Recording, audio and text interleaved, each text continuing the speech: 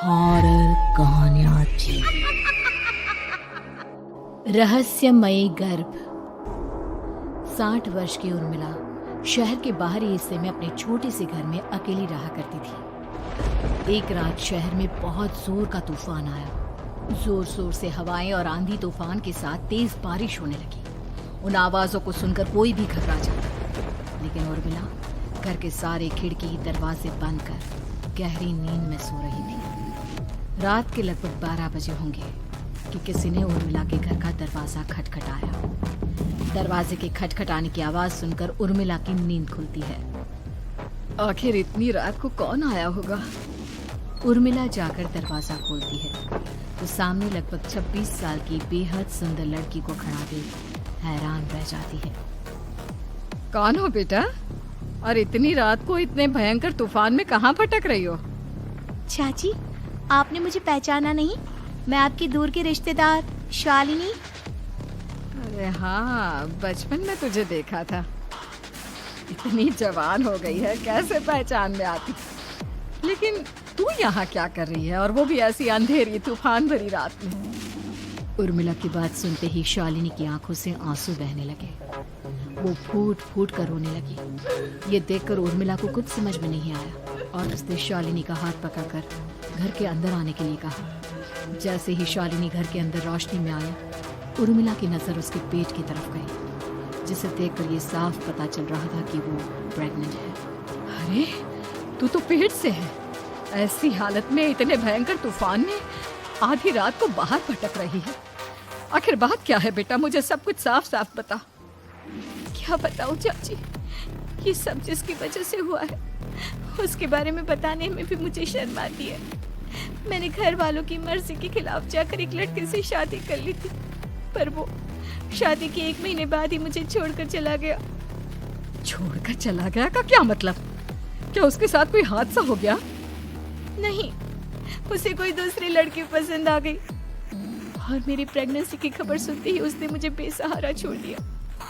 उसके बाद मैं अपने घर गई, लेकिन पापा ने मुझे घर में कदम तक नहीं रखने दिया। तभी मुझे आपकी याद आई।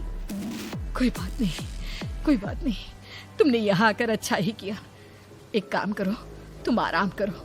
वैसे भी ऐसी हालत में इतना घूमना फिरना और इस तरह आधी रात को बाहर भटकना ठीक नहीं होता। प्रेग्नेंट औरत को आधी रात को घर से बाहर नहीं निकलना चाहिए। बुरी आत्माएं उस पर अपना असर दिखा सकती है। और इतना कहकर उर्मिला ने शालिनी को एक दूसरे कमरे में जाकर आराम करने के लिए कहा। लेकिन जैसे ही शालिनी अपने कमरे में जाने लगी, अचानक से उर्मिला ने उसे रोक लिया। एक बात बताओ बेटा, तुम्हारा कौन सा महीना चल रहा है? पेट देखकर तो लगता है कि लगभग 6 महीने पूरे हो गए होंगे। उर्मिला की बात सुनकर शालिनी के होठों पर मुस्कुराहट आ गई। चाची जी, अभी सिर्फ 1 ही महीना हुआ है। शालिनी की बात सुन उर्मिला दंग रह गई। उसे समझ में नहीं आ रहा था कि प्रेगनेंसी के पहले ही महीने में शालिनी की हालत ऐसी क्यों थी। लेकिन फिर उसने बात को नजरअंदाज कर शालिनी को आराम करने के लिए कहा और खुद भी कमरे में जाकर सो गई। अभी कुछ ही घंटे बीते थे कि अचानक से एक बच्चे के बड़े ही अजीबोगरीब बेढंगे तरीके से रोने की आवाजें उर्मिला के घर में गूंजने लगी। उन आवाजों को सुनकर उर्मिला की नींद फिर से खुलती है। ये अचानक बच्चे के रोने की आवाज कहां से आने लगी? उसने उठकर चारों तरफ देखा, पर वहां उसे कोई नजर नहीं आया। उर्मिला घबराते हुए शालिनी के कमरे में गई तो वहां उसे कमरे की दीवार पर एक बेहद खौफनाक साया नजर आया, जिसे देखकर उर्मिला बुरी तरह से घबरा गई। आखिर ये सब क्या हो रहा है? शालिनी, शालिनी उठो! उसने जोर जोर से आवाज देकर शालिनी को जगाने की कोशिश की, लेकिन ऐसा लग रहा था जैसे उसकी आवाज शालिनी तक पहुंच ही नहीं रही थी। कमरे की दीवार पर एक बहुत बड़ा और बेहद डरावने दिखने वाले इंसान का साया और एक बच्चे के अजीबोगरीब ढंग से रोने और चीखने की आवाजें अब उर्मिला को ज्यादा डराने लगी थी। उर्मिला को शालिनी की चिंता सताने लगी और उसने पूरी ताकत के साथ चीखकर शालिनी को आवाज लगाई, शालिनी! तभी अचानक सब कुछ एकदम पहले जैसा हो जाता है और उर्मिला की आवाज सुनकर शालिनी की नींद खुलती है। क्या हुआ चाची? आप इतनी तेज क्यों चिल्ला रही हैं? अब ठीक तो है ना? अभी अभी मैंने तुम्हारे कमरे में कुछ अजीब सा देखा। तुम ठीक हो ना शालिनी? मुझे यहाँ एक बच्चे के रोने की आवाज़ें आ रही थी। लगता है आपको मेरी कुछ ज़्यादा ही चिंता हो गई है। आपने मेरी प्रेगनेंसी के बारे में कुछ ज़्यादा ही सोच लिया होगा। मैं एकदम ठीक हूँ, आप आराम से सो जाइए। इतना कहकर शालिनी ने उर्मिला को फिर से अपने कमरे में जाने के लिए कहा और खुद भी जाकर सो गई। पर अब उर्मिला की आंखों से नींद गायब हो चुकी थी। अगली सुबह जब शालिनी उठी तो वो सीधा उर्मिला के पास आई। गुड मॉर्निंग चाची। तभी अचानक उर्मिला की नजर शालिनी के पेट पर पड़ती है, जिस पर नीले रंग से एक अजीब सी आकृति नजर आ रही थी। शालिनी, ये तुम्हारे पेट को क्या हुआ?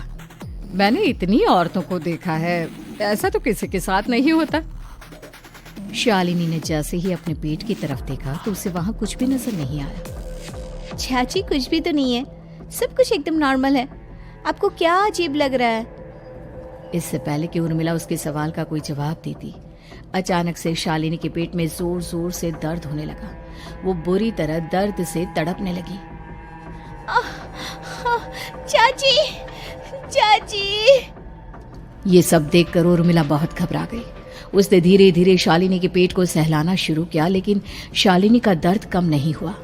उर्मिला जाकर रसोई से पानी का गिलास लेकर आई और शालिनी को पानी पिलाने की कोशिश करने लगी। ले बेटा, पानी पी ले, तुझे आराम मिलेगा। ले ले। नहीं चाची, मुझे बहुत तेज दर्द हो रहा है। अरे थोड़ा पी ले बेटा। जैसे ही उर्मिला ने शालिनी को पानी पिलाया, उसने देखा कि गिलास में बचा पानी का रंग नीला पड़ गया और शालिनी की आंखें अजीब हो गई। उसके पेट पर बच्चे का एक डरावना चेहरा नजर आने लगा। ये सब देखकर उर्मिला की डर से हालत खराब होने लगी, पर तभी शालिनी का दर्द ठीक हो गया। बेटी, अभी तुम्हारा दर्द ठीक है तो ऐसा करो, तुम थोड़ी देर आराम कर लो।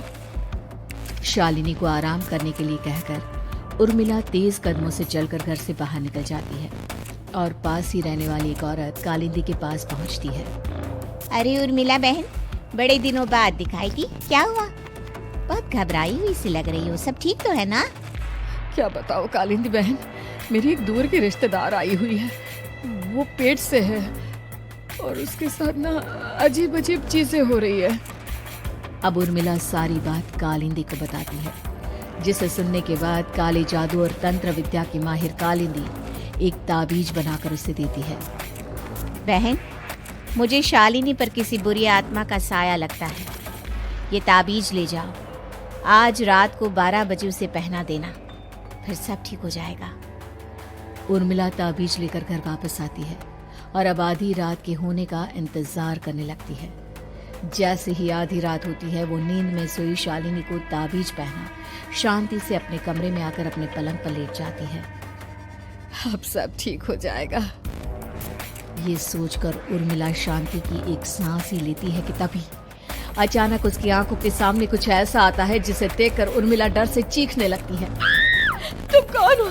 कौन हो तुम? जाओ यहाँ से, जाओ यहाँ से।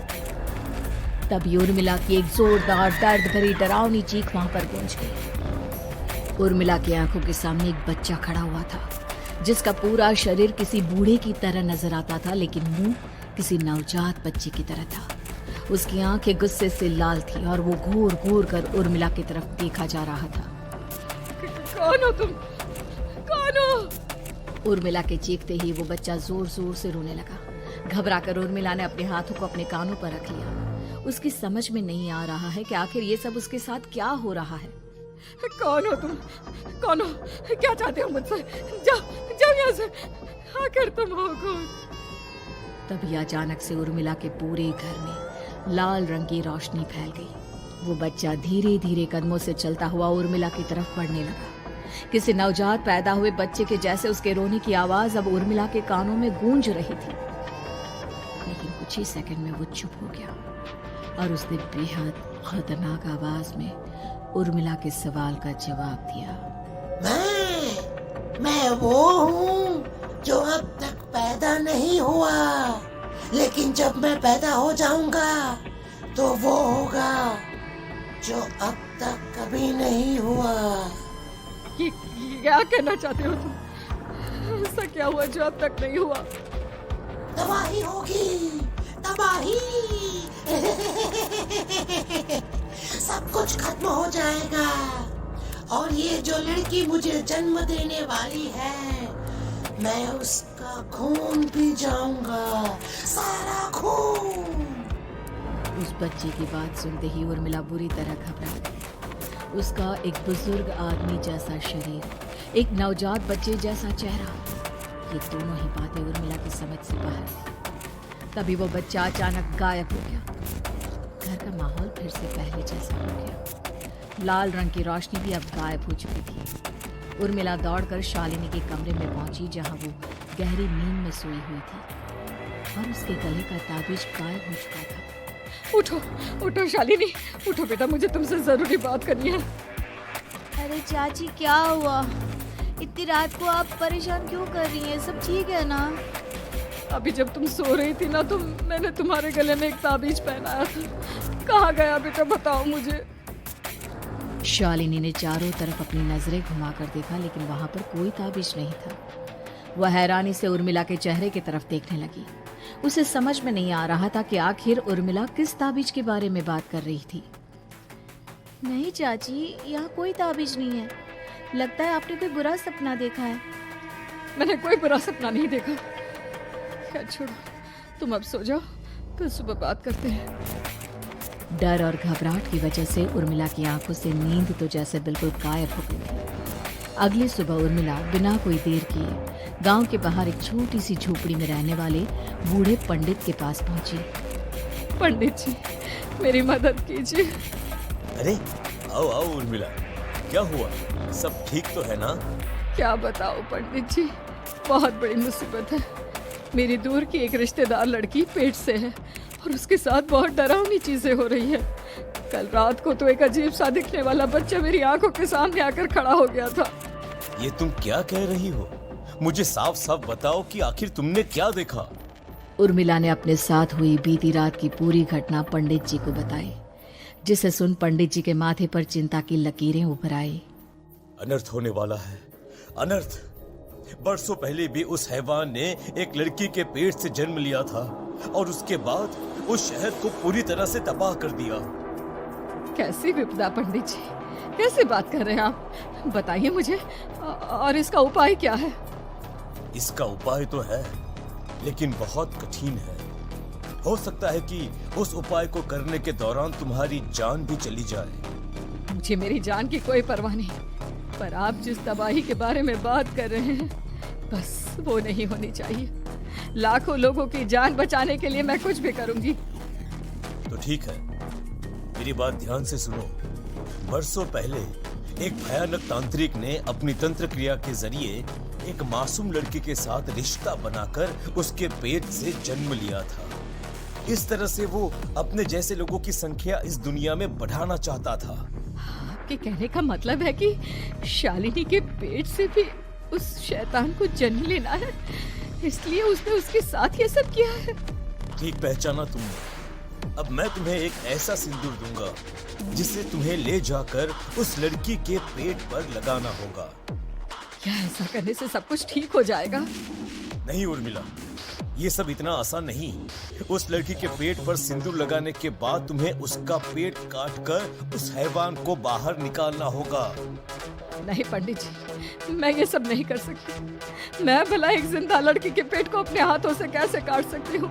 अगर तुमने ऐसा नहीं किया तो कुछ ही दिनों में वो हैवान उस लड़की के शरीर से जन्म लेगा और उसके शरीर के सारे खून को पीकर अपनी ताकत को बढ़ाएगा। उसके बाद वो धीरे धीरे इस पूरे शहर को तबाह कर देगा। यहाँ पर कोई जिंदा नहीं बचेगा। लेकिन अगर मैं उसके पेट को काट दूंगी तो क्या वो जिंदा बच पाएगी? अगर शालिनी को कुछ हो गया तो, अगर उसकी मृत्यु हो गई तो? ऐसा कुछ नहीं होगा उर्मिला, तुम्हें अपने मन को पक्का करके ये काम करना ही होगा। सिंदूर लेने के बाद उर्मिला झोपड़ी से बाहर निकलने ही वाली थी कि तभी पंडित जी ने उसे पीछे से आवाज देकर रोका। उर्मिला, उस लड़की का पेट काटकर हैवान को बाहर निकालना ही काफी नहीं होगा।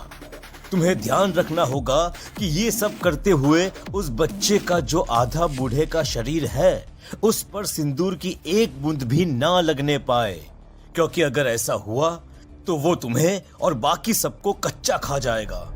पंडित जी की बात सुन उर्मिला की आंखें फटी रह गई और उसके शरीर में डर की लहर दौड़ गई। फिर भी उसने हिम्मत की। ठीक है पंडित जी, मैं पूरी कोशिश करूंगी कि मैं उस हैवान को वहीं के वहीं खत्म कर पाऊं। इसके बाद उर्मिला तेज कदमों के साथ घर वापस आती है। दिन बीतता है, रात का अंधेरा छाने लगता है। शालिनी खाना खाकर सोने चली जाती है और उर्मिला लगातार उसके गहरी नींद में सो जाने का इंतजार करने लगती है। जिसके बाद उर्मिला दबे कदमों से शालिनी के कमरे में पहुंच गई। मुझे ये करना ही होगा। अब उर्मिला ने धीरे धीरे शालिनी के पेट पर पंडित जी का दिया सिंदूर लगाना शुरू किया। उर्मिला के हाथ बुरी तरह से कांप रहे थे। उसके एक हाथ में चाकू था जिससे वो पेट काटने वाली थी। उर्मिला ने एक नजर शालिनी के चेहरे की तरफ देखा और फिर डरते हुए उसके पेट पर चाकू चलाना शुरू किया। कमाल है, मैं इसका पेट काट रही हूँ और ये आराम से सो रही है। इसे दर्द नहीं हो रहा क्या? तभी अचानक उर्मिला के कानों में बच्चे की रोने की आवाज सुनाई देने लगी। उसने घबराकर चारों तरफ देखा पर वहां पर कोई नहीं था। बस रोने की आवाज लगातार आ रही थी। उर्मिला बिना रुके लगातार शालिनी के पेट को काटती रही। उसे इस बात का भी ध्यान रखना था कि सिंदूर बच्चे के बूढ़े आदमी वाले शरीर के हिस्से पर ना लगे। कुछ ही देर में वो हैवानी बच्चा उर्मिला के हाथों में था। उसने बड़ी ही सावधानी से उस बच्चे को बाहर निकाला और पंडित जी के कहे अनुसार उसे घर से दूर चलाने के लिए ले गई। और तभी उसके सामने वही बूढ़े शरीर और बच्चे के चेहरे वाला बच्चा आ गया। अपनी गोद में और सामने भी बच्चे को देखकर उर्मिला हैरान रह गई।